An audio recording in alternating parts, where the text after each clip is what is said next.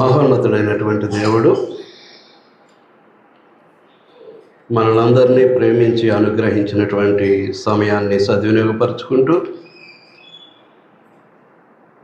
దేవుడు చేసినటువంటి మేలులకు ఉపకారములకు కృతజ్ఞతలు అర్పిస్తూ లేఖనానుసారంగా పొందినటువంటి విశ్వాసమును భయభక్తులను ఆయన పట్ల వెల్లడిపరుచుకుంటూ మహాదేవుని ఆత్మతోనూ సత్యముతోనూ యథార్థముగా ఆరాధించడానికి కూడి వచ్చిన దేవుని పరిశుద్ధులకు ఇతరులకు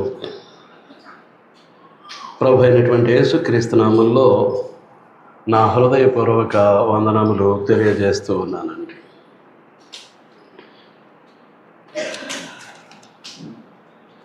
ప్రభరాత్రి భోజనం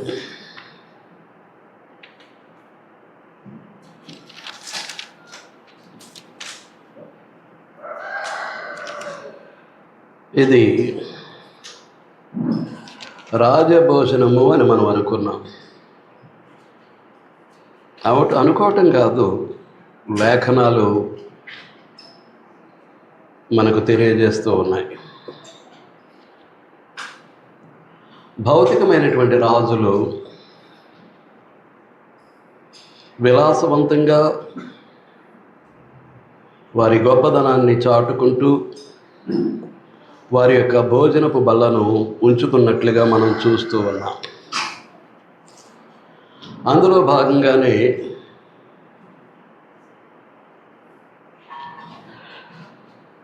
దావీదు యొక్క భోజన బల్లను గురించి మనం చూసాం.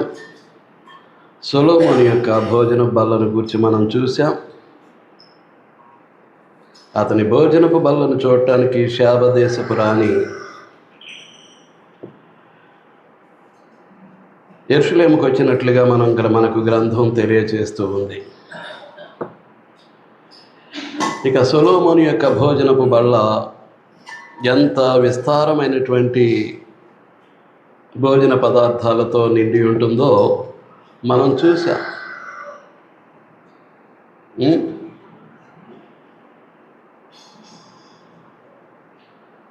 ఏంటండి, ఎంత గోధుమ పిండి వాడుతున్నారో, ఎన్ని ఎద్దులను అందులో కూరకు వారు వధిస్తూ ఉన్నారో, 10 బలిసినటువంటి కొవ్వు పట్టినటువంటి ఎడ్లు, 20 సాధారణ ఎడ్లు, 100 గొర్రెలు, ఇంకా ఎర్రదుప్పులు, లేళ్ళు, బాతులు ఒకరోజు భోజనానికి. అంతే, ఎంత విలాసవంతమైనటువంటి భోజనమో మీరు చూడండి. కానీ యేసుక్రీస్తు ప్రభు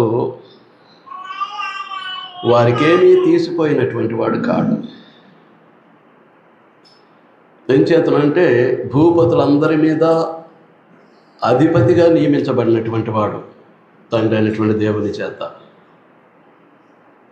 భూరాజులు, భూమి మీద ఎన్ని దేశాలు అయితే ఉన్నాయో, ఎంతమంది అయితే అధిపతులు ఉన్నారో వారందరి మీద యేసుక్రీస్తు అధిపతి అయి ఉన్నాడు. మీకు అర్థమవుతుందా అండి? పైగా చూడండి, ప్రకటన గ్రంథం 1వ అధ్యాయం 5వ వచనం. నమ్మకమైన సాక్షియు, మృతులలో నుండి ఆది సంభూతుడిగా లేచినవాడును, భూపతులకు అధిపతియునైన యేసుక్రీస్తు నుండి కృపా సమాధానములు మీకు కలుగునుగాక. భూపతులకు అధిపతి. ఒకరిని సింహాసనం ఎక్కించాలన్నా, ఒకరిని సింహాసనం మీద నుంచి కిందకి ఈడ్చేయాలన్నా సర్వాధికారం ఎవరిది అని అంటే ప్రభు అయినటువంటి యేసుక్రీస్తుది. ఆ రోజుల్లోనే కాదు, ఇప్పుడు కూడా ప్రభు యొక్క అనుమతి లేకుండా ఎవ్వడూ సింహాసనాన్ని అధిష్ఠించడం. మన దేశానికి వస్తే ఒక ప్రధానమంత్రిగా కానీ ముఖ్యమంత్రిగా కానీ వాడు అధికారాన్ని చేపట్టాలి అని అంటే ఎవరి అనుమతితోటి? ప్రభు అయినటువంటి యేసుక్రీస్తు యొక్క అనుమతితోటే. మీకు అర్థమవుతుందా అండి? అలాంటి వాడు మన ప్రభు. దేవుని రాజ్యమైనటువంటి క్రీస్తు సంఘాన్ని సర్వాధికారం చేత పరిపాలించేటటువంటి రాజు. సాధారణంగా రాజు అవ్వాలి అని అంటే తగిన వయసు వచ్చిన తర్వాత పట్టాభిషేకం చేసి సింహాసనాన్ని అధిష్ఠింపచేస్తే అప్పుడు రాజుగా అతడు గుర్తింపు పొందుతాడు ఆ దేశ ప్రజలందరి చేతను. కానీ యేసుక్రీస్తు మాత్రం పుట్టుకతోటే రాజు.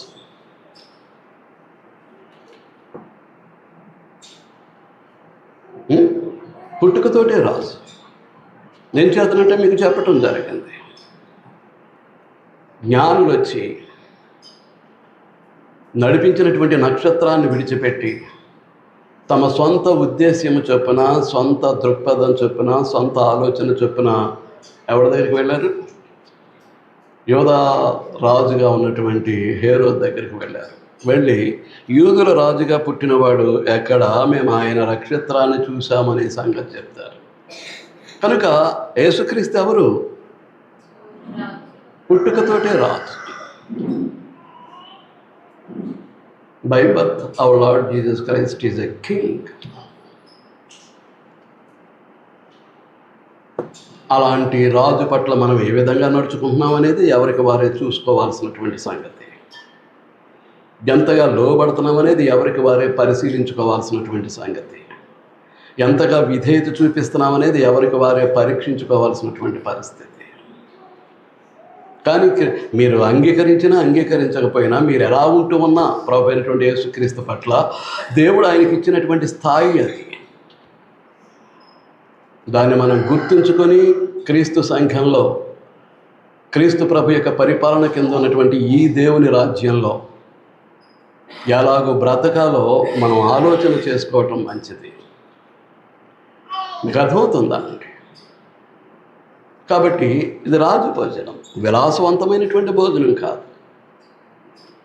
దావీదు యొక్క డైనింగ్ టేబుల్ లాగా, సొలొమోను యొక్క డైనింగ్ టేబుల్ లాగా విలాసవంతమైంది కాదు. ఇది సహవాస భోజనం. ఇది సహవాస భోజనం, కడుపును నింపుకోవటానికి తెచ్చే భోజనం కాదు. ఎంచేతనో నేను ఆ మాట అంటున్నాను అని అంటే, కొరింథీయులు అలాగే చేశారు. ప్రభురాత్రి భోజనం అనేసరికి వారు క్యారేజీలు తెచ్చేసుకున్నట్లుగా మనం చూస్తాం. చూడండి 11వ అధ్యాయం, కొరింథీయులు రాసిన మొదటి పత్రిక 11వ అధ్యాయం 21వ వచనం. అనగా ఆ భోజనము చేయనప్పుడు ఒకని కంటే ఒకడు ముందుగా తన మట్టుకు తాను భోజనము చేయుచున్నాడు. ఇందువలన ఒకడు ఆకలిగొనును, మరి ఒకడు మత్తుడవను. ఇదేమి, అన్నపానములు పుచ్చుకొనుటకు మీకు ఇండ్లు లేవా? దేవుని సంఘమును తిరస్కరించి పేదలను సిగ్గుపరుతురా? మీతో ఏమి చెప్పుదును? దీని గూర్చి మిమ్మును మెచ్చుదునా? పరిశుద్ధాత్మ పూర్ణుడైనటువంటి అపోస్తులైన పౌలు మాట్లాడుతున్నటువంటి సంగతి. ప్రభురాత్రి భోజనానికి భౌతిక భోజనానికి తేడా తెలియనటువంటి కొరింథీ పట్టణంలో ఉన్నటువంటి క్రీస్తు సంఘము క్యారియర్లతో వచ్చేసారు.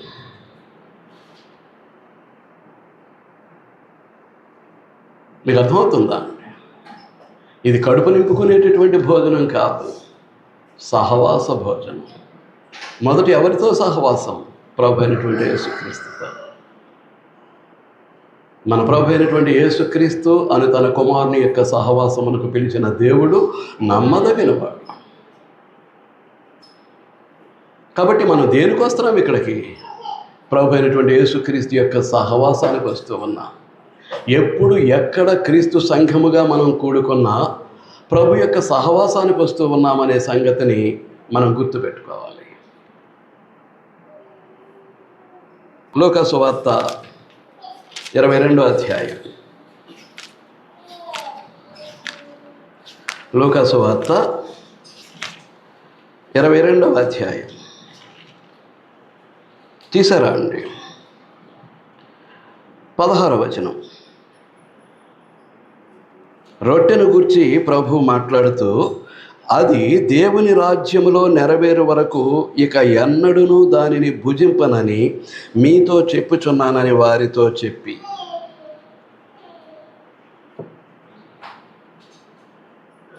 అక్కడ ఆచరించేది పస్కా భోజనం. యొక్క జీవితంలో ఆఖరి పస్కా.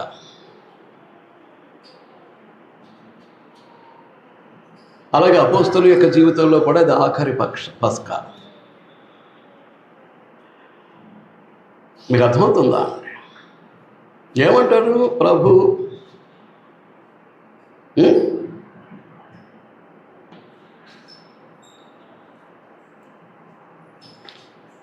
అది దేవుని రాజ్యములో నెరవేరు వరకు.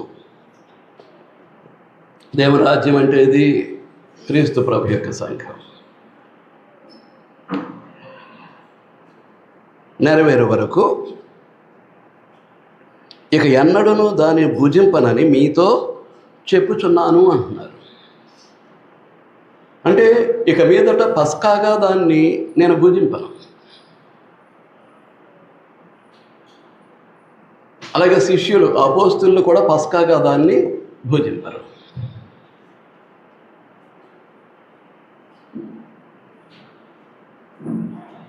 మీకు అర్థమవుతుందా? క్రీస్తు ప్రభు యొక్క శిలువ మరణానికి 50 రోజుల్లో పెంతెకొస్తు దినాన దేవుని రాజ్యమైనటువంటి క్రీస్తు ప్రభు యొక్క సంఘ స్థాపన జరగబోతూ ఉంది.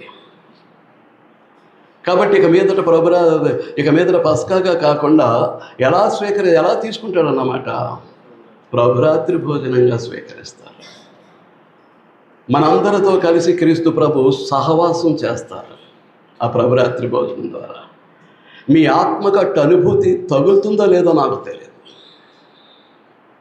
ఆత్మ సంబంధులకు మాత్రమే అట్టి అనుభూతి, అట్టి భావన కలుగుతుంది. శరీర సంబంధులుగా వచ్చి కూర్చున్న వారికి అట్టి అనుభూతి కానీ, అట్టి భావన కానీ హృదయంలో, మనసులో, ఆత్మ సంబంధమైనటువంటి అవయవాలైనటువంటి హృదయంలో, మనసులో కలగటానికి అవకాశాలు ఉండవు. ఏ పరిస్థితుల్లో వస్తున్నాము ఇక్కడికి అనేటటువంటిది ఎవరికి వారే ఆలోచించుకోవాల్సినటువంటి అవసరం ఉంది. అలాగే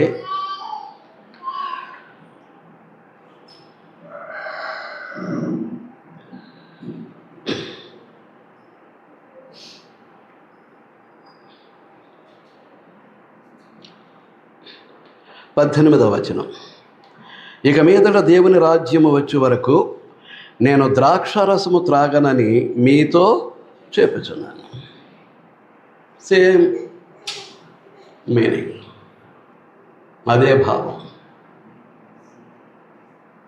ద్రాక్షరసం క్రీస్తు ప్రభు యొక్క రక్తానికి సాదృశ్యంగా ఇవ్వబడినటువంటి ఆ ద్రాక్షరసాన్ని కూడా దేవుని రాజ్యము వచ్చే వరకు నేను ద్రాక్షరసము తాగనని మీతో చెప్పుచున్నాను.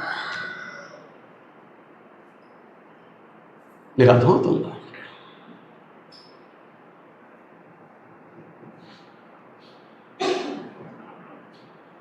పునరుద్ధానుడైనటువంటి ప్రభు 41వ రోజున ఆయన పరలోకానికి ఆరోహణమైనట్లుగా మనం చూస్తాం, శిష్యులు చూస్తూ ఉండగా. మీకు అర్థమవుతుందా అండి? మొదటి సంఘ ఆరాధన నుంచి ఆరాధన యొక్క నమూనాను అపోస్తల కార్యములు 2:42లో ఇచ్చేశాడు. 12 మంది ఆది సంఘానికి, 3000 మంది తొలి ప్రసంగానికి విధేయత చూపించి బాప్తిస్మం పొందుట ద్వారా సంఘము విస్తరించినప్పుడు అప్పుడు ఏం చేశారు? వీరు అపోస్తలుల బోధ యందును, సహవాసమందును, రొట్టె విరుచుటి యందును, ప్రార్థన చేయుటి యందును ఎడతెగక ఉండే. That verse is the pattern of worship. అది ఆరాధన నమూనా.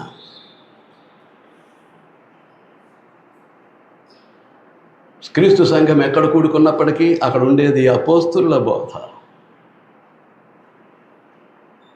క్రీస్తు యొక్క పరిశుద్ధ శరీరముగా సహవాసం.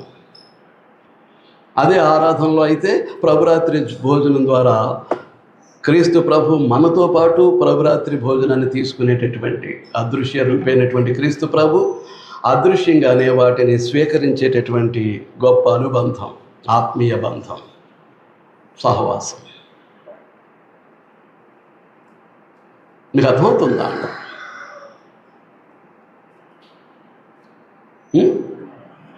కనుక ఈ దేవుని రాజ్యమైనటువంటి క్రీస్తు సంఘంలో మనం దేనికి తీసుకుంటూ ఉన్నాం? రాజభోజనము అనేసరికి మెఫీబోషెత్, మొదటి రాజు అయిన ఇశ్రాయేలు జాతీయ రాజ్యం మీద మొదటి రాజు అయినటువంటి సౌలు యొక్క మనవడు, అతని కుమారుడైనటువంటి యోనాతాను యొక్క కుమారుడైనటువంటి మెఫీబోషెత్. కుక్క వంటి, చచ్చిన కుక్క వంటి నేను మీతో కలిసి మీ బల్ల మీద భోజనము చేయటమా అన్నాడు. మరి మన స్థితి ఏంటి? ప్రభుతో కలిసి భోజనం చేయటానికి దేవుడిచ్చినటువంటి ఈ ఆధిక్యత, ఈ గొప్ప ఔన్నత్యాన్ని అనుభవించటానికి మనం యోగ్యులమేనా? ఎప్పుడైనా మన జీవితంలో ఉన్నట్టు మనం అనుసరిస్తున్నటువంటి విశ్వాసాన్ని కానీ భక్తిని కానీ ఎప్పుడైనా నా విశ్వాసం ఎలాంటిది, నా భక్తి ఎలాంటిది అని ఎప్పుడైనా పరీక్షించుకునేటటువంటి పరిస్థితులు ఉన్నాయా? ఏమండి? ఓ భౌతికమైనటువంటి రాజు యొక్క భోజనపు బళ్ళ మీద కూర్చొని భోజనం చేయటానికి ఒక రాజు యొక్క మనవడు అయినటువంటి మెఫీబోషెత్, చచ్చిన కుక్క వంటి నేను మీ బల్ల మీద భోజనం చేయటానికి నేను అర్హున్నా అని దావీదుతో మాట్లాడినటువంటి సందర్భంలో ప్రభు బల్ల మీద ప్రభుతో కలిసి ఈ ప్రభురాత్రి భోజనాన్ని స్వీకరించడానికి నీవు నేను అర్హులమేనా, యోగ్యులమేనా?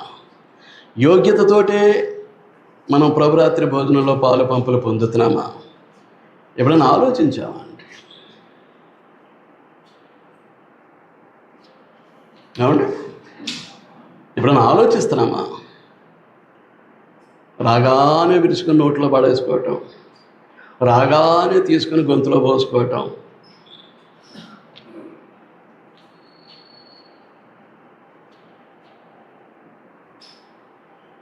మీకు అర్థమవుతుందా?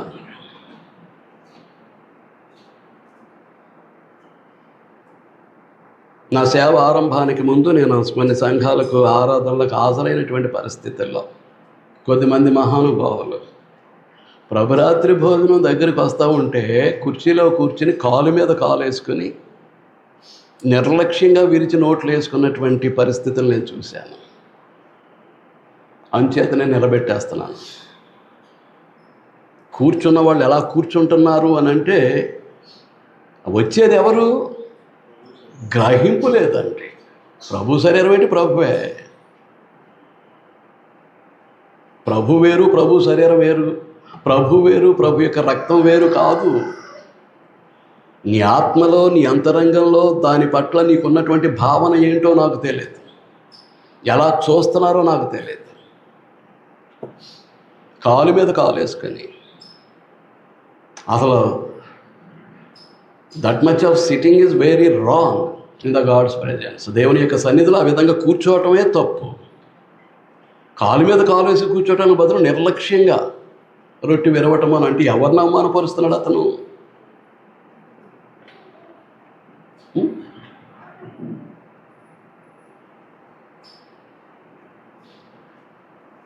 అందుచేతనే నిలబెట్టడం మొదలుపెట్టారు. ఆ విధమైనటువంటి పరిస్థితులు చూశాను కాబట్టి.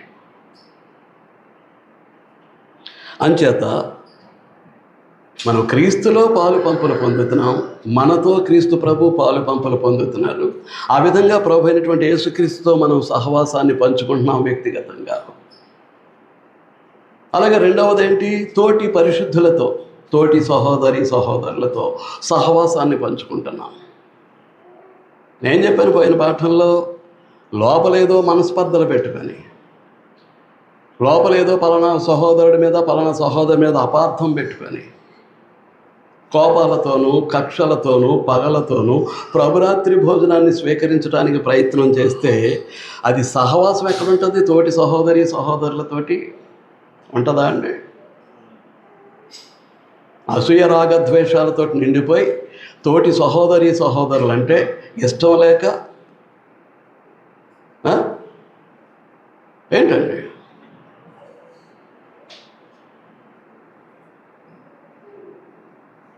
దుర్బుద్ధితో కూడినటువంటి అనేకమైనటువంటి భావాలు ఆయా సహోదరులను గూర్చి సహోదరులను గూర్చి హృదయంలో మనసులో తలస్తూ ఆలోచిస్తూ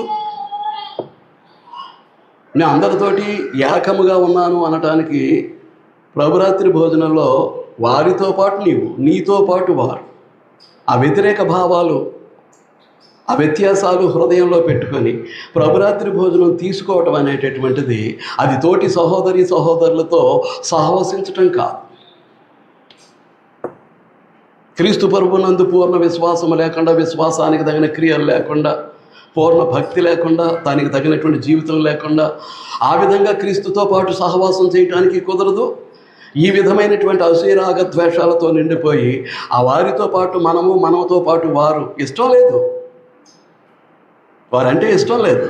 కానీ అదే వ్యతిరేక భావంతో ప్రభురాత్రి భోజనం తీసుకుంటే మనం తీసుకునే విధానంలో దేవుని యొక్క చిత్తం నెరవేర్చబడట్లేదు అనేటటువంటి సంగతిని మనం గుర్తుపెట్టుకోవాలని మీకు మనవి చేయటం జరిగింది. మీకు అర్థమైందా అండి? చూడండి 11వ అధ్యాయం.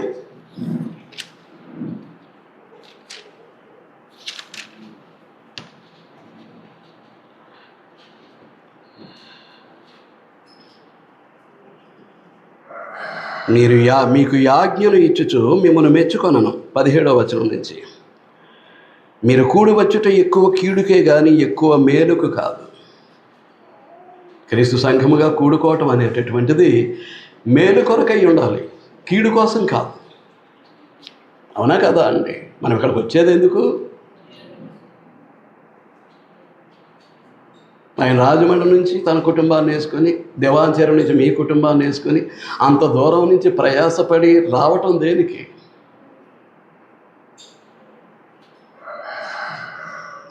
గత వారం వర్షం చేత ఆరాధనకు రావటానికి అవకాశం లేకపోతే ఫోన్ చేసి, ఇదే బ్రదరు బయలుదేరాం కానీ వర్షం వదలకుండా కురియటంతో మేము రాలేకపోయామని చెప్పాల్సిన అవసరం ఏంటి? ఏం బ్రదరు, చెప్పాల్సిన అవసరం ఏంటి నాకు?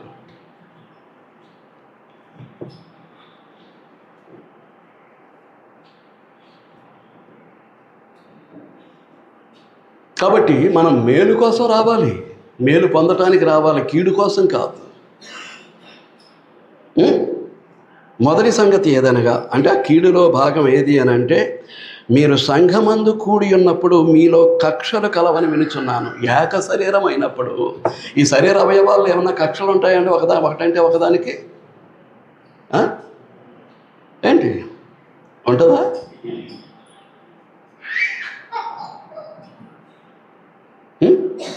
మీకు అనేక సార్లు చెప్పాను, కంటి చూపు కనబట్టలేదు, దానికి ఏం కావాలి? కళ్ళజోడు కావాలి. దాన్ని పట్టుకుని ఉండేవి చెవులు, మోసేది ముక్కు. ప్రయోజనం దేనికి? కంటికి. వ్యతిరేకిస్తే చెవి ముక్కు వ్యతిరేకిస్తే అలాంటి పరిస్థితి శరీర అవయవాల్లో ఉంటుందా అండి? ఉంటుందా అండి? మరి మన మధ్య ఎందుకు ఉంటున్నాయి అటువంటి భావాలు? సంఘంతో కలిసి ఎందుకు నడవలేకపోతున్నాం? సంఘం అందరూ చేసేటటువంటి కార్యంలో మనం ఎందుకు పాలిభాగస్తులం కాలేకపోతున్నాం? వారందరికంటే ఈ విధంగా ఉన్నటువంటి ఆ ఒక్కరు ఇద్దరు పరిశుద్ధుల సంఘం అంతటి కంటే ఏంటండి? సంఘమంతటి కంటే సంఘముతో కలిసి ఏకీభవించలేనటువంటి, ఏక శరీరముగా అట్టి అనుభూతిని పొందలేనటువంటి నువ్వెక్కువ దేవునికి. ఏమండి? మాట్లాడలేదు ఎక్కువ. మరి ఏ భావనతోటి సంఘంతో ఏకీభవించు, సంఘంతో కలిసి నడవు? నీ ఆధిక్యత ఏంటి? నీ గొప్పదనం ఏంటి? ఉన్న సహోదరులందరికంటే, ఉన్నటువంటి పరిశుద్ధులందరికంటే నీ గొప్పదనం ఏంటి? ఏమనుకుని నువ్వు సంఘంతో కలిసి నడవో, సంఘంతో ఏకీభవించవు? అంచేతనే చెప్పేస్తున్నాడు, మీలో కక్షలు కలవని వినుచున్నాను, కొంత మట్టుకు అది నిజమని నమ్ముచున్నాను. ఆ స్థితి నీకు ఆశీర్వాదకరం కాదు అది. కానీ ఒక విధమైనటువంటి వ్యత్యాసాలు ఉండొచ్చు. దేన్ని బట్టి? చూడండి 19వ వచనంలో చెప్పేస్తున్నాడు, మీలో యోగ్యులైన వారెవరో కనబడినట్లు మీలో భేదాభిప్రాయములు ఉండక తప్పదు. ఎందుచేతను అంటే అందరూ ఆత్మ సంబంధులే, అందరూ దైవ సంబంధులే, అందరూ పరలోక సంబంధులే.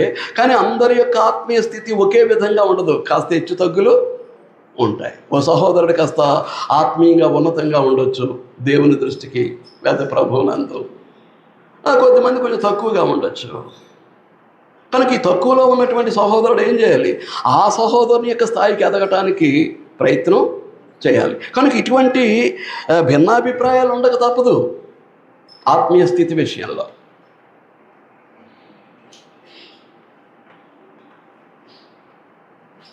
మీకు అర్థమవుతుందా? హెచ్చుతగ్గులు ఉంటాయి. ఆత్మీయంగా బలహీనులు ఉంటారు, ఆత్మీయంగా బలవంతులు ఉంటారు. కనుక ఆత్మీయంగా బలవంతులైనటువంటి వారు బలహీనులను ఏం చేయమంటున్నాడు? బలపరచమంటున్నాడు. ఆత్మీయంగా బలవంతులైనటువంటి వారు ఆత్మీయంగా బలహీనులైనటువంటి వారిని వెళ్ళి వారిని దర్శించి వారితో గ్రంథాన్ని విప్పి చదివి వారిని వివరించుట్లో బలపరచాలి. అందరూ సమాన స్థాయికి ఎదిగేటట్లుగా చూసుకోవాల్సినటువంటి బాధ్యత సంఘానిది. కనుక దాన్ని బట్టి ఆత్మీయ జీవన విధానంలో, ఆత్మీయ స్థితిలో ప్రభు అయినటువంటి యేసుక్రీస్తునందు అటువంటి ఆత్మ సంబంధమైనటువంటి వ్యత్యాసాలు ఉంటే, భిన్నాభిప్రాయాలు ఉంటే ఉండొచ్చు. శరీర సంబంధమైనటువంటి భిన్నాభిప్రాయాలు, లోకానుసారమైనటువంటి వ్యత్యాసాలు, విరోధ భావాలు,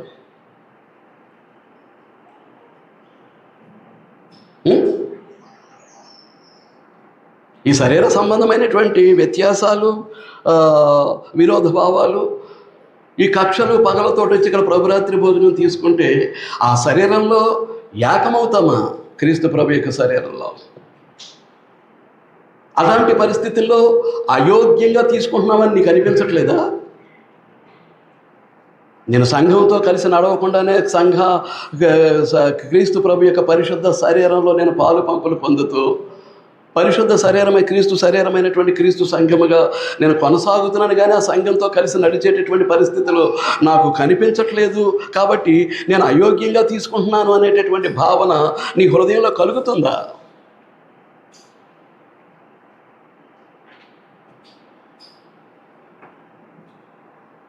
అర్థమవుతుందా? ఏ ఆలోచనతో తీసుకుంటూ ఉన్నా?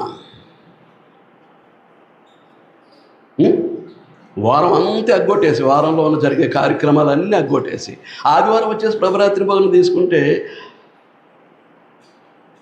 నీవు నేను ఆ క్రీస్తు ప్రభు యొక్క పరిశుద్ధ శరీరంలో ప్రత్యేకమైనటువంటి పరిశుద్ధమైనటువంటి అవయవాలుగా దేవుడు కానీ క్రీస్తు ప్రభు కానీ మనల్ని యాక్సెప్ట్ చేస్తాడా, అంగీకరిస్తాడా?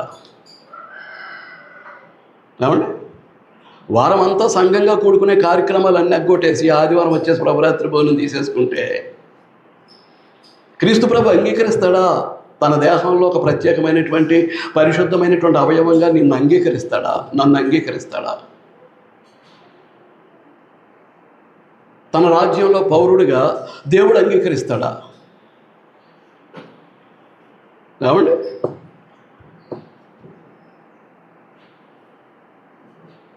ఏంటండి ఏమనుకుంటున్నాం సంఘం అంటే? ఇలాంటి వాళ్ళు ఉంటారు కాబట్టే ప్రభురాత్రి భోజనం అనేటటువంటి దాన్ని ఆరాధనలో దేవుడు పెడతా. వీళ్ళందరూ మారాల్సినటువంటి అవసరం ఉంది, మారు మనసు పొందాల్సినటువంటి అవసరం ఉంది, బ్రతుకులు దిద్దుకోవాల్సినటువంటి అవసరం ఉంది, సరి చేసుకోవాల్సినటువంటి అవసరం ఉంది, పరివర్తన చెందాల్సినటువంటి అవసరం ఉంది. మీకు అర్థమవుతుందా అండి? కనుక ఆత్మీయ జీవన విధానంలో మనకున్నటువంటి బలాన్ని బట్టి కాస్త ఉన్నతంగా ఉండొచ్చు, మనకున్నటువంటి బలహీనతను బట్టి కాస్త తక్కువలో ఉండొచ్చు. కారణం ఏంటనంటే అంత జ్ఞానాన్ని నేర్చుకొని దాన్ని హృదయంలో ఇముడ్చుకొని దాని ప్రకారం బ్రతకటానికి అందరికీ అవకాశం ఉండదు.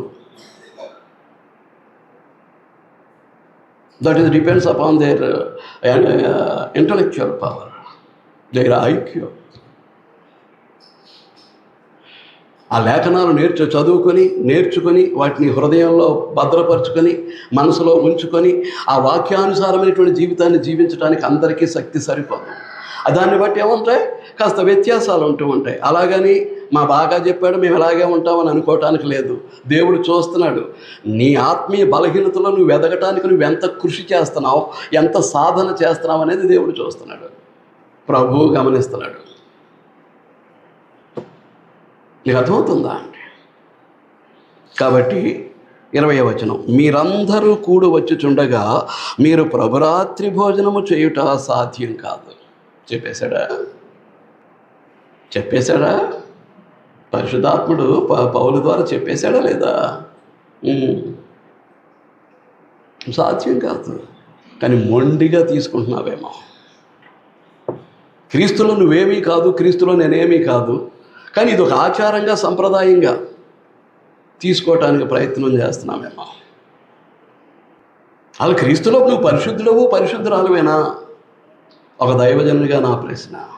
నీ జీవితం నీకు తెలుసు, నీ హృదయం యొక్క తలంపులు, కోరికలు, తోటి మనుషుల పట్ల నీకు ఉండేటటువంటి భావ ప్రేరణలు నీకు తెలుసు. దాన్ని బట్టే నీ మనసు యొక్క ఆలోచనలు ఉంటాయి, దాన్ని బట్టే నీ చూపులు ఉంటాయి, ఇంద్రియాలు పనిచేస్తూ ఉంటాయి, దాన్ని బట్టే నీ చెవి వినికిడి ఉంటుంది, దాన్ని బట్టే నీ నోటి మాటలు ఉంటాయి, దాన్ని బట్టే శరీర అవయవాల యొక్క స్పందన ఉంటుంది. ఎలా ఉంటుందో మీకు తెలుసు. క్రీస్తు యొక్క పరిశుద్ధ శరీరంలో నేను పరిశుద్ధుడినేనా, నేను పరిశుద్ధురాలనేనా? పరిశీలించుకుంటున్నామా, పరీక్షించుకుంటున్నామా? ఆ పదాలు ఉన్నాయా అక్కడ ఈ భాగంలో? ఇంకంతవరకు వెళ్ళలేదు. కొంతమంది భోజనం అనుకుని తెచ్చేసుకుంటున్నారు. ఏం పట్టుకొచ్చేస్తున్నారు?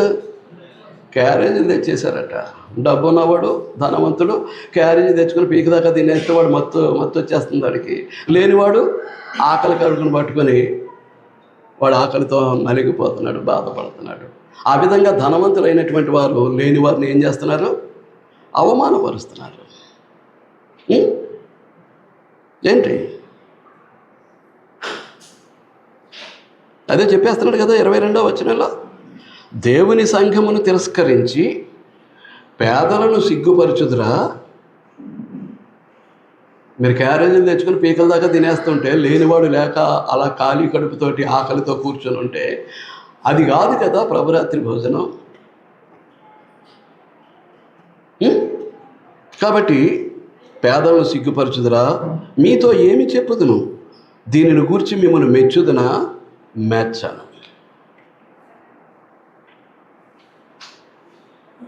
పరిశుద్ధాత్మ పూర్ణుడు సంఘాన్ని హింసించడానికి బయలుదేరి వెళుతున్నప్పుడు ప్రభు చేత పట్టబడినటువంటి వాడు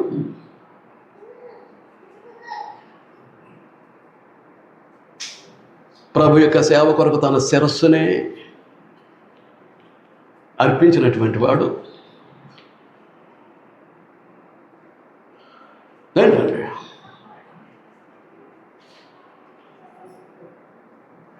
రమారమి 13 పత్రికలు క్రొత్త నిబంధనలో వ్రాసినటువంటి వాడు, దైవజ్ఞానాన్ని మనకు ప్రసాదించినటువంటి వాడు పరిశుద్ధాత్మని ద్వారా అయినటువంటి పౌలు నేను మెచ్చను అన్నాడు అని అంటే మన పని అయిపోయింది అన్నమాట. మెచ్చుకుంటున్నాడా లేదా పౌలు? పరిశుద్ధాత్మను మనల్ని మెచ్చుకుంటున్నాడా లేదా? ఏ శరీరంలో ఏ రక్తం అయితే, ఏ శరీరాన్ని తీసుకుంటూ ఏ రక్తం అయితే మనం సేవిస్తూ ఉన్నామో ఆ క్రీస్తు ప్రభు మనల్ని మెచ్చుకుంటున్నాడా? తన శరీరంలో అవయవాలుగా అంగీకరిస్తున్నాడా?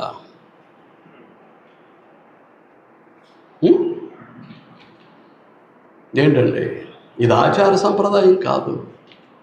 గుడి మెట్ల మీద కూర్చొని కొట్టుకుంది అన్నట్టు ఇది ఆచార సంప్రదాయం కాదు.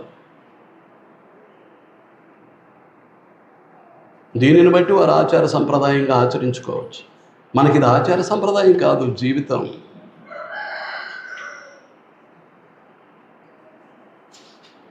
ఇంకా ఆచార సంప్రదాయంగా తీసుకొని నోట్లో పడేసుకొని గొంతులో పోసుకొని మింగేస్తున్నారేమో. ఆశీర్వదింపబడం.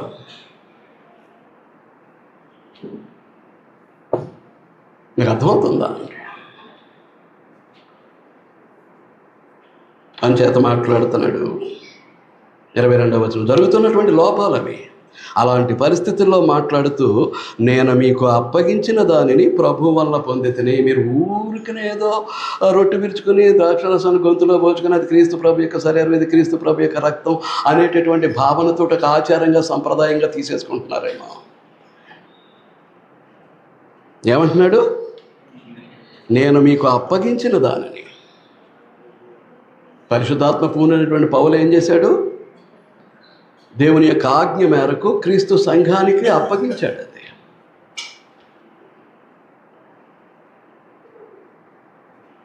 చెప్పాను కదా, నెలకోసారి డబ్బులు ఖర్చు అవ్వకూడదు. 3 నెలలకు ఒకసారి చేసేవాళ్ళు ఉన్నారు, 6 నెలలకు ఒకసారి చేసేవాళ్ళు ఉన్నారు, ఆ న్యూ ఇయర్కే సంవత్సరానికి ఒక్కసారి మాత్రమే చేసేవాళ్ళు ఉన్నారు. ఎందుకు ఇచ్చాడు? మనల్ని మనం పరీక్షించుకోవటానికి కదా. The lord supper's time is self examination time.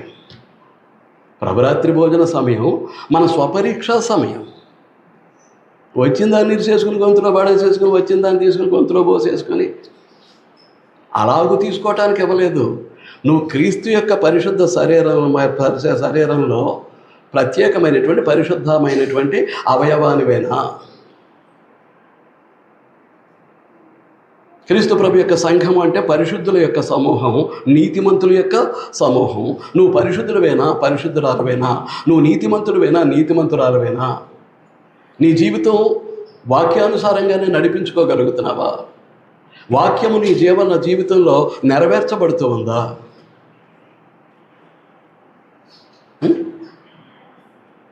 ఏమండి? నువ్వు చేసే స్థుతి వాక్యానుసారమేనా? నువ్వు వినే వాక్యాన్ని నేర్చుకొని దాన్ని మనసులో ఉంచుకొని హృదయాల మీద వ్రాసుకొని ఆ వాక్యానుసారంగా జీవితాన్ని దిద్దుకోవటానికి నువ్వు ఇష్టపడుతున్నావా? ప్రభరాత్రి భోజన సమయంలో నిన్ను నువ్వు పరీక్షించుకుంటున్నావా? నువ్వు అర్పించే కానుకలో యథార్థత ఉందా?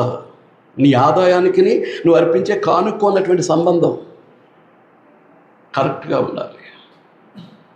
వాళ్ళకి చెప్పేశాడు 10వ భాగం అని. ధర్మశాస్త్రం కింద, పాత నిబంధన కింద ఉన్నటువంటి ఇశ్రాయేలుకి ఏం చెప్పేశాడండి? 10వ భాగం అన్నాడు. ఇప్పుడు దానికంటే శ్రేష్టమైన నిబంధనకు, శ్రేష్టమైనటువంటి సేవకత్వానికి వచ్చినప్పుడు 10వ భాగానికి మించి వేస్తేనే అది క్రొత్త నిబంధన ప్రకారం సరైనటువంటి కానుక అవుతుంది. నీ ఇష్టానుసారంగా వేసేసి చెయ్యి అందులో పెట్టేసి ముంచేసి తీసేస్తే that offering is not acceptable to God. ఆ దేవునికి నువ్వు ఇచ్చిన కానుక అంగీకారం కాదు. అది నువ్వు నిబంధనకు మీరి దైవ నియమాన్ని విడిచిపెట్టి నీ ఇష్టానుసారంగా ఎంతో కొంత వేసాను అని అంటే అంగీకరించడానికి దేవుడు సిద్ధంగా లేడు.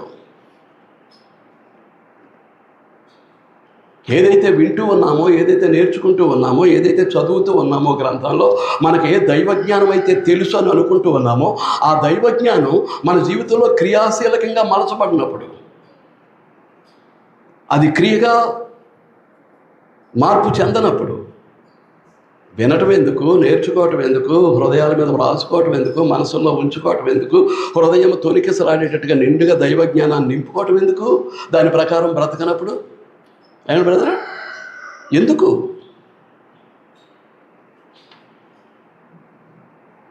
నన్ను నేనే ప్రశ్నించుకుంటాను. ఇక్కడ ఎందుకు నేను ఎక్కడ నిలబడటం ఎందుకు? బోధించేదాన్ని ఆచరించలేనప్పుడు, బోధించేది నేను ఆచరించలేనప్పుడు క్రీస్తు యొక్క పరిశుద్ధ శరీరంలో నేను భాగంగా ఉంటానా? నేను బోధించేదాన్ని నేను ఆచరించలేనప్పుడు నేను క్రీస్తు యొక్క పరిశుద్ధ శరీరంలో భాగంగా నేను ఉంటానా? అదే వాక్యాన్ని బోధిస్తూ ఉండగా వింటున్నటువంటి మీరు ఆ వాక్యానుసారమైనటువంటి జీవితం మీ దగ్గర లేనప్పుడు క్రీస్తు యొక్క పరిశుద్ధ శరీరంలో మీరు కూడా భాగమై ఉంటారా? ఎప్పుడైనా ప్రశ్నించుకున్నారా?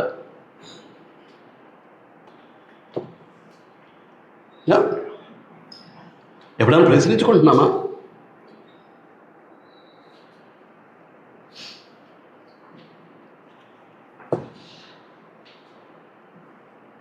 పడంగా క్రీస్తు సంఘమా లోకములో సువార్త మర్మమును చాటించు. ఏముంది? ఏముంది?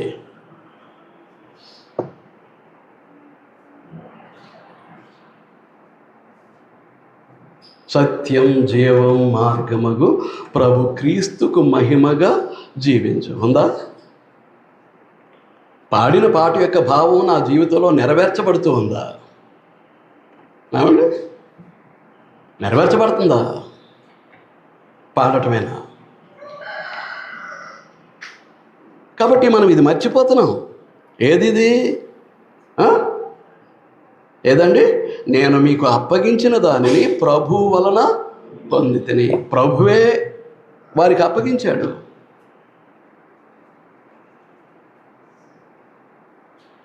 ఆఖరి పస్కాను భుజిస్తూ ఆ పస్కా సమయంలో దేన్ని స్థాపించారు?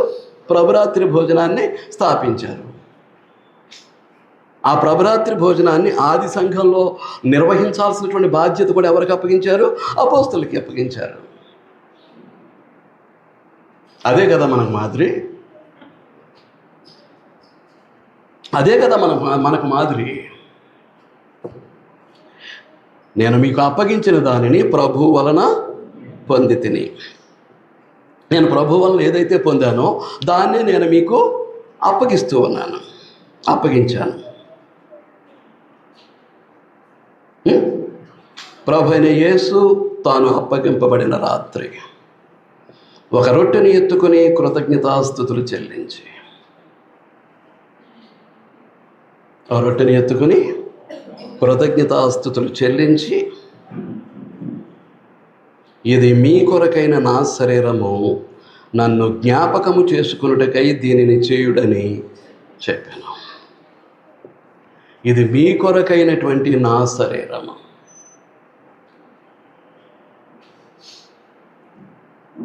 మీ కొరకైనటువంటి నా శరీరం. ఏం చేయబోతున్నాడు ఆయన? సర్వలోక పాప విమోచనార్థం శిలువలో క్రూరాతి క్రూరమైనటువంటి, ఘోరాతి ఘోరమైనటువంటి, చిత్రహింసలతో కూడినటువంటి హింసను ఈ లోక పాప విమోచనార్థం ఆయన శరీరాన్ని శిలువలో బలిగా అర్పించబోతూ ఉన్నాడు. మీ కొరకైనటువంటి నా శరీరం. ఏమని తీసుకుంటున్నారు? ఏమని తీసుకుంటున్నాం? ప్రభురాత్రి భోజనం ఏమని తీసుకుంటున్నామండి?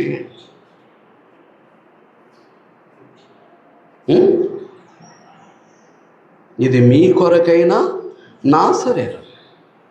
నా శరీరం మీకోసమే.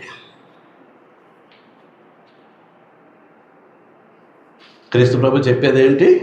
నా శరీరం మీకోసమే అని క్రీస్తు ప్రభు చెప్పినప్పుడు, ఇప్పుడు ఆయన కోసం ఈ శరీరాన్ని మనం అర్పించుకోవాల్సినటువంటి అవసరత లేదా?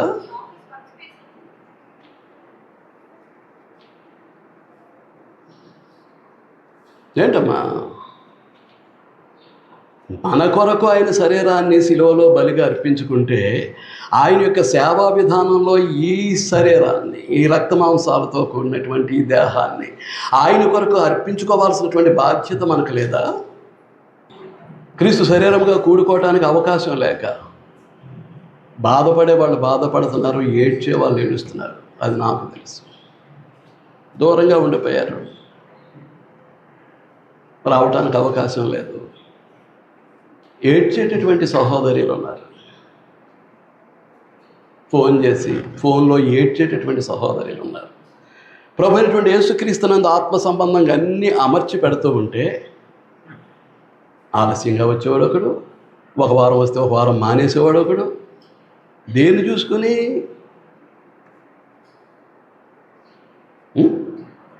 నేను అదే మాట్లాడుతున్నా. ఇది మీ కొరకైన నా శరీరం. గురువారం రాత్రి అర్ధరాత్రి ప్రభు ఎవరో ముద్దు పెట్టుకుని చూపించగా ఇస్కరియోతు యోధా మతం యొక్క ఉద్దేశ్యాన్ని బట్టి రోమా సైనికుల చేత బంధింపబడినటువంటి, అరెస్టు కాబడినటువంటి ప్రభు. అది మొదలు.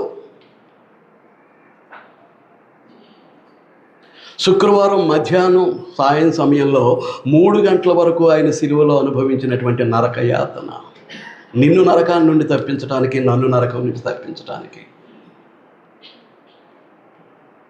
ఆయన అనుభవించినటువంటి నరకయాతన, నీ పాపం నుంచి నా పాపము నుంచి మనల్ని విమోచించడానికి, విడుదల చేయడానికి. మనిషి కాదు, రక్తపు ముద్ద.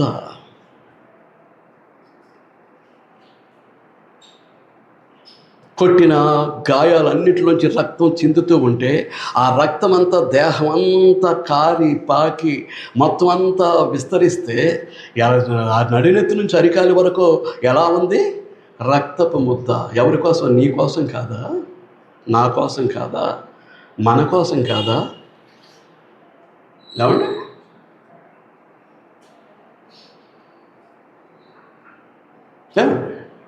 నన్ను జ్ఞాపకం చేసుకున్నట్టుకు దీనిని చేయుడని క్రీస్తు ప్రభు చెప్పినటువంటి మాట లోకాసు వార్తలో. నేను ముగించేయబోతున్నానండి. వచ్చే వారం చూస్తాం. 22వ అధ్యాయం అక్కడ చెప్పిన మాటలే ఇక్కడ పౌలు ఉటంకించినట్లుగా మనం చూస్తాం.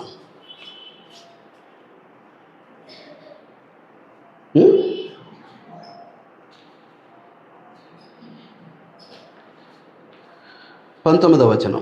పిమ్మట ఆయన యొక్క రొట్టె పట్టుకొని కృతజ్ఞతాస్తుతులు చెల్లించి దాన్ని విరిచి వారికి ఇచ్చి, ఇది మీ కొరకు ఇయ్యబడుచున్న నా శరీరము. మీ కొరకు ఇయ్యబడుచున్న, ఎందుకు ఇవ్వాలి? మన కొరకు ఆయన శరీరాన్ని ఎందుకు ఇవ్వాలి?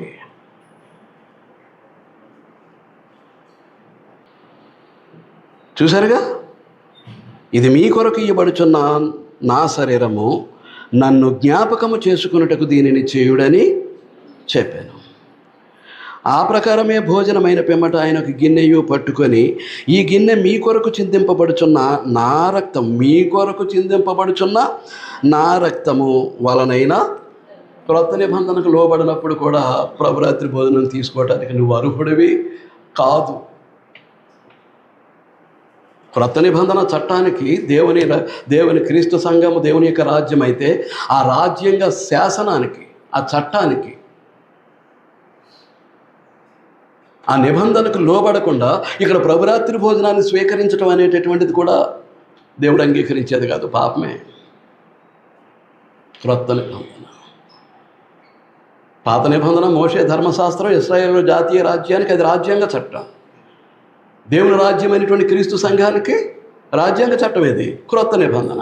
దాని ప్రకారమే మనం జీవించగలుగుతున్నామా? ఏంటంటే జీవించగలుగుతున్నామా? నన్ను జ్ఞాపకం చేసుకున్నట్టుకు దీని చెడు. ఏం జ్ఞాపకం చేసుకోవాలి? క్రీస్తు ప్రభు యొక్క మరణ సమాధి పునరుద్ధానాలా? అదైనా సరిగా జ్ఞాపకం చేసుకుంటున్నామా? పళ్ళుకి ఇచ్చుకుంటూ, పక్కడితో మాట్లాడుతూ, ఏకాగ్రత లేదు.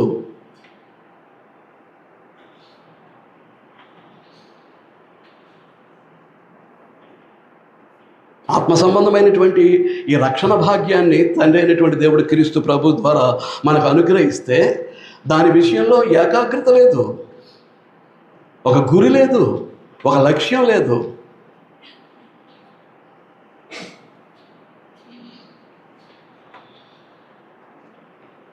ఏం జ్ఞాపకం చేసుకోవాలి? we will see in the next week.